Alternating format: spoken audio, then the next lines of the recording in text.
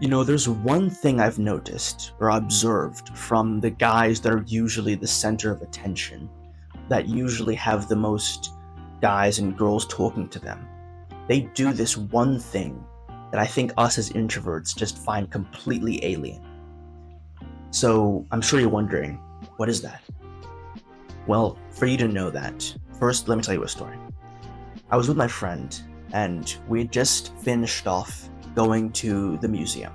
We had planned to go there for like 3 hours, just enjoying the beauty of history.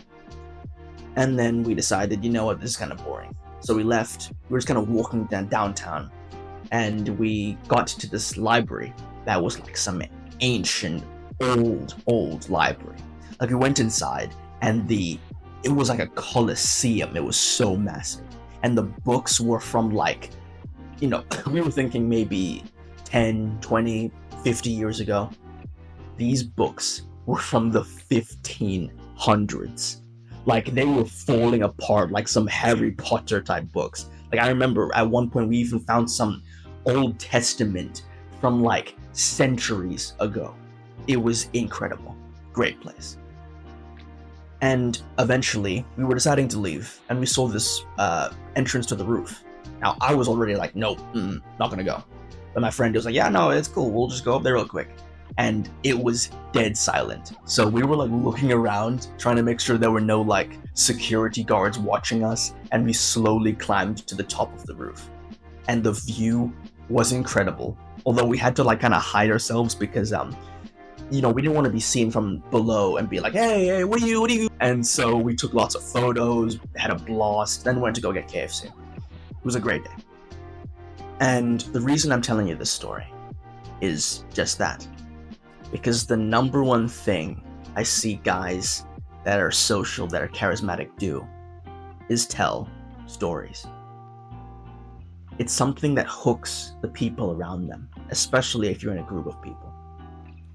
Now, of course, the story I told you, if I were to tell it to a group of people, I may change some details, as opposed to telling it to you like one-on-one. But ultimately, it would be very simple. And the more interesting the story, the better, naturally. And I feel like a lot of us introverts just don't know how to do this at all. So in this video, I'm going to give you a very simple way of starting one. And if you want even more full advice, then I have an entire full introvert guide if you're interested. It's got everything a shy, socially anxious person needs to start from scratch, building connections. So check it out. I think it'll be well worth your time. So, of course, naturally you think, how do I even get stories? Well, simply said, you need to go out and live life.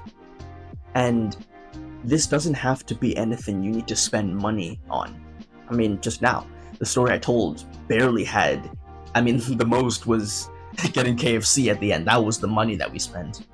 But just going out and checking out the town that you live in, making plans, like we did plan to go to the museum, but making plans and then just seeing where the day goes from there is an amazing way to build stories. You don't need any sort of blueprint, you don't need any sort of like money on hand. Something I do recommend though is having somebody there with you. It can be a friend, it can be a risk-taking family member, like a cousin or whatever, and just going out and seeing what you guys can do. That's pretty much it. And it can be even maybe, I'm not saying go commit crimes, but it can be a little on the risky side. Because I can tell you right now, we should not have been doing any of what we were doing in that library. That's restricted.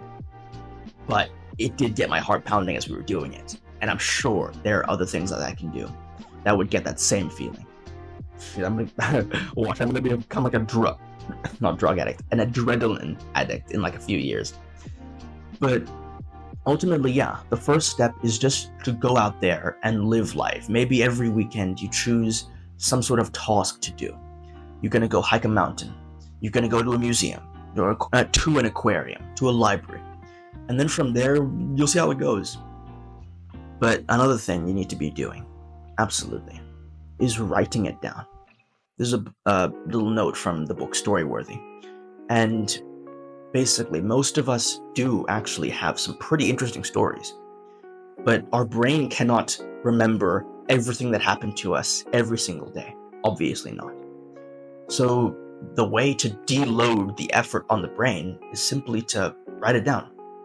So let's say every week, at least weekly, ideally daily, but just write 1 to 2 sentences about the most interesting thing that happened to you that day. I've already done this a few times. I will admit I've slacked on them, so I wasn't doing it every day religiously. But I have a good chunk in there. I even draw some of them when I'm making videos like this. And I think it's a great way to minimize the effort you have to put in. So you don't have to be thinking whenever you're in a conversation, wait, let me think, rack my brain. Did I do something similar on Tuesday, the 19th of March, 2 years ago? You're not gonna remember that. Now, when you're actually telling the story in a group, one-on-one, what's important, I find, is that you need to not break character. What do I mean by this? So many times when we're trying to tell a story, if you have in the past, we often try to gauge how the other person is reacting, or how the group is reacting. So if we notice anyone's attention waver, even slightly, we completely make the story go limp. We quickly try to finish it oh yeah, and that's what I thought. We quickly try to end it because we don't want to lose the person's attention. But ultimately, making the story go limp and just kind of quietly telling it is gonna make the person even less interested. You need to act like you are completely happy to tell this story from the beginning to end. No awkward flops in the middle. And even if the person's interest does waver, then maybe the person just isn't that interested in storytelling. Maybe the person isn't really interested in that story specifically for who knows how many reasons. But overthinking it and starting to change it or subdue yourself when you're telling the story to end it quickly is not the way. This is not the way.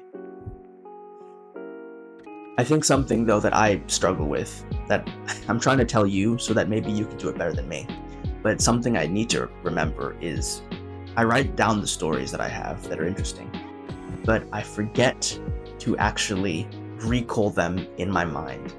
Recently, I got back to school after a holiday, and of course there were the usual questions oh, how are you? How's your holiday? Blah, blah, blah.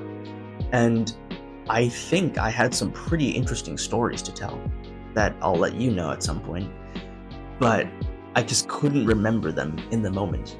I mean, I turned 18 for Christ's sake, but I just couldn't think of them at that moment. And only afterwards I was I should have told that story with the guy in the watermelon.